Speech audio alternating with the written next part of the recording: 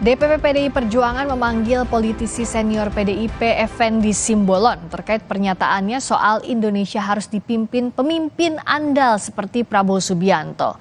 Sekjen PDI Perjuangan Hasto Kristianto menegaskan Effendi Simbolon taat memenangkan Ganjar Pranowo di Pilpres 2024.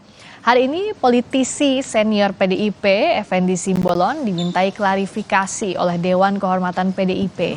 Sekjen PDI Perjuangan Hasto Kristianto menjelaskan dalam klarifikasinya Effendi Simbolon menegaskan taat pada keputusan Ketua Umum PDIP Megawati Soekarno Putri serta akan memenangkan Ganjar Pranowo di Pilpres 2024. Sebelumnya Effendi Simbolon mengundang Prabowo Subianto dalam Rakernas Marga Simbolon. Usai acara, Effendi mengatakan Prabowo Subianto figur nahkoda andal untuk memimpin Indonesia ke depan.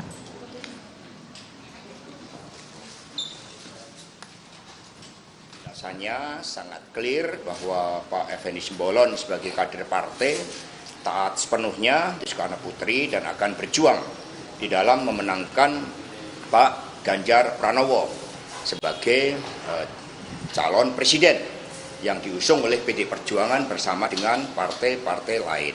Ada isu-isu Pak Effendi Simbolon mau ke partai lain, itu juga sama sekali tidak benar karena sekali merah itu tetap merah.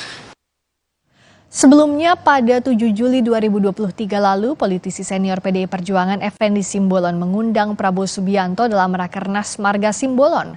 Usai kegiatan, Effendi mengatakan Indonesia harus dipimpin oleh pemimpin andal.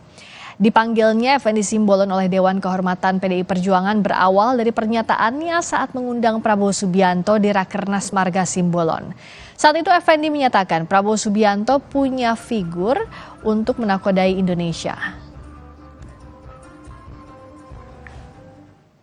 Saya secara jujur berharap Indonesia dinakodai oleh pemimpin yang punya kehandalan.